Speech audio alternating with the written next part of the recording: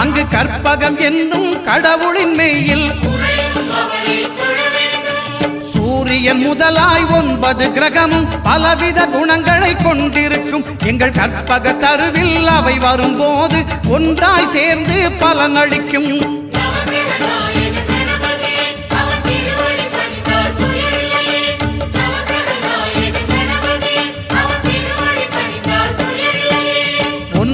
கோளும் ஒன்றாய் காண அங்கு கற்பகம் என்னும் கடவுளின் மெய்யில்